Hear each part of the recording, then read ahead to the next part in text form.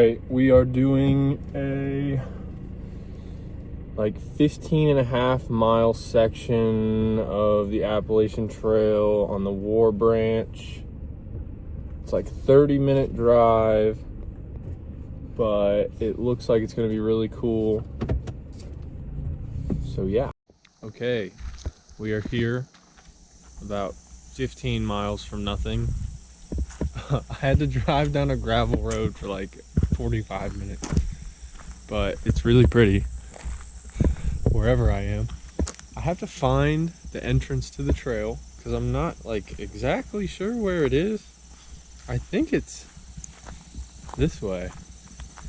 It's a little hard to find, but we'll figure it out, I guess. We found it. I hate rock stacker people. So we're gonna start walking. Yeah.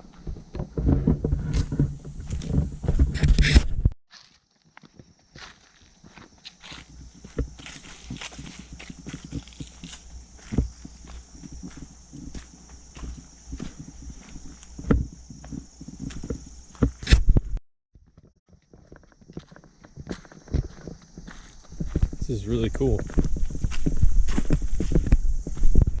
Okay, a little update. Almost a mile in now. Making really good time. I'm trying to do like 15-ish. So it'll take a while, but I'm hiking from this trailhead, which is one of the entrances, or it's one of like the stopping points. So it's not very commonly visited. To I think it's Keith Mountain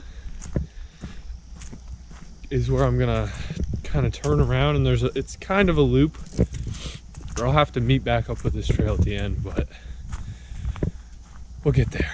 But it's super pretty. There's a little thing I had to walk across here. I guess, I don't know. I guess I don't really have to. It probably floods in here a lot though. We're really low. You'd think we're way up in the mountains, but we're between two big ones, so not really. But yep.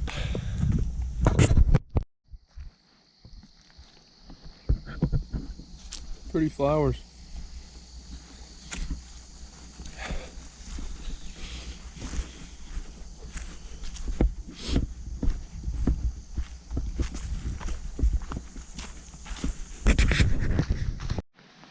I'm starting to get a little higher up.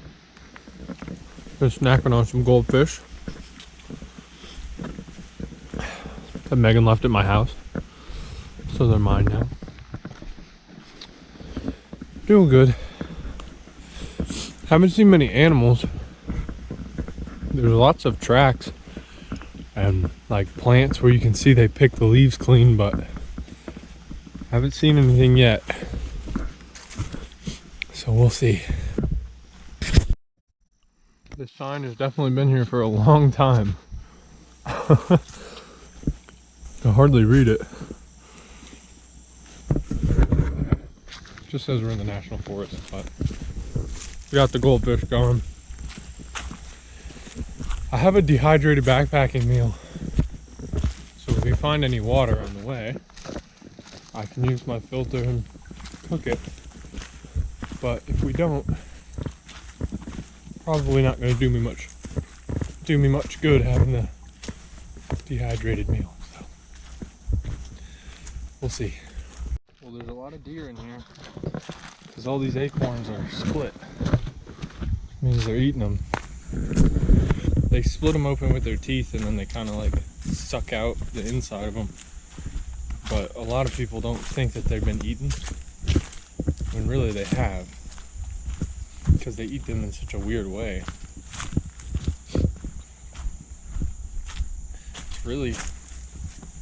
It's not too overgrown, surprisingly.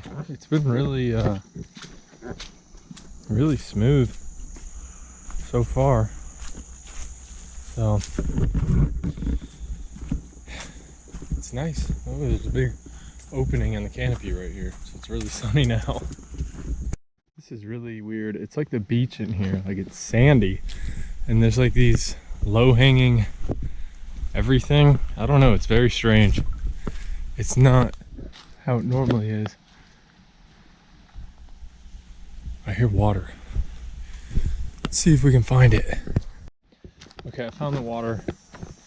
I think I'm gonna wait a little bit. It looks like I'm gonna walk next to it for a while. So, and I still have my water bottle, so I'm not really worried about it right now. But I might fill up maybe a little later or on the way back, depending on when I'm gonna cook the food too. So for now, we're gonna keep walking. We're literally like right next to it, and it looks like that's gonna continue for a while. It sounds like there's like a waterfall this way, because it keeps getting louder, but I don't know. So we'll see. Long way to go still, so don't want to eat already. Okay, I guess somebody camps here. Some firing, some, it's all cool, so not fresh, but I think that there's a AT, one of their cabins up here in like a mile or two. I could be wrong, but I know there's one here somewhere, so we'll see if I find it. Okay, well, we have come to a crossroad where I guess I have to cross the little creek we found on a very sketchy, shaky Forest Service bridge. Hopefully it doesn't collapse. And we gotta go that way. So yeah, we made it across. It's always nice. Okay, so we made it to a trail spot. You can see over here is their cabin. It's kind of cool. I've never actually like seen one of these before. Let's see, this is the Bailey Cap Shelter. 8.8 miles. So that's cool. They have a little fire pit and let's see. What does it say? Bailey Gap Shelter closed. Food conditioned bears have been reported around the shelter. Norovirus alert. Treat all water. Okay, well, I can sign the guest book up here. Somebody drew this. Super cool. See, they were from Roanoke. Bunch of different entries. Cool. It's a pretty good spot to have one of these, honestly. I mean, right next to the water and stuff. But I guess it does make sense that the bears will eventually figure it out, so they gotta close them for a while. There's a bunch of great spots to camp right next to it because people level it out so they can use the fire pits and stuff. Good places for hammocks, tents, whatever. And I mean, obviously the actual shelter you can camp in, but we're back on the trail, continuing our journey after a little detour.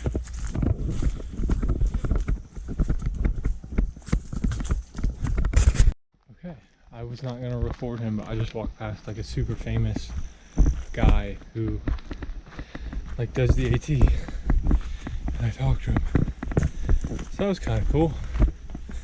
It's the first person I've seen in like 2 hours.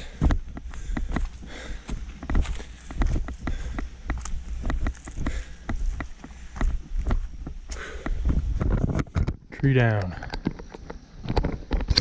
So we gained about 1,000 feet elevation so far.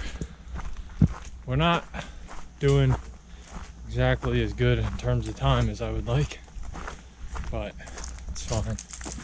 I have time to make it back before dark, so it's not a big deal. It's gotten really, really steep the last half mile. has just been exhausting. But pretty soon we'll be going back downhill, so that'll be a lot better. But we're working our way through. Still chugging. It is so steep. This whole, like this last mile and a half has been like uphill. So not the easiest, but we're still going.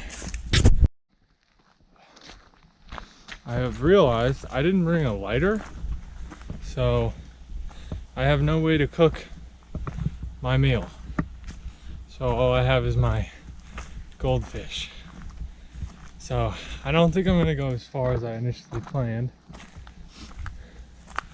because I'm already hungry. So I'm probably gonna go about another mile and then turn back.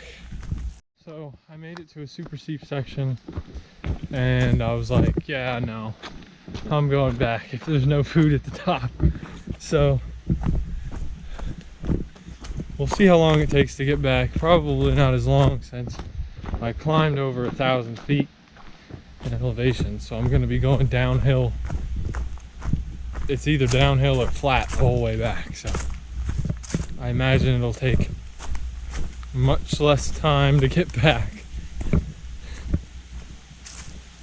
And then I gotta drive through Timbuktu to get home, but so we'll see. It's really nice out. Temperature's great. It's like 65. If it was warmer, it would be a little hot. So it's nice. It's not windy like it was the other day. It was super windy, but it's really still and quiet. So we got probably an hour and a half or 2 hours to get back. That's not bad. So all right, we're working our way down pretty fast. I've gone 3.17 miles downhill, so we're making progress. Definitely a lot easier than going up. It's getting hot. The lower I get, I guess. I don't know, it's hot down here though. Not too much further, I don't think.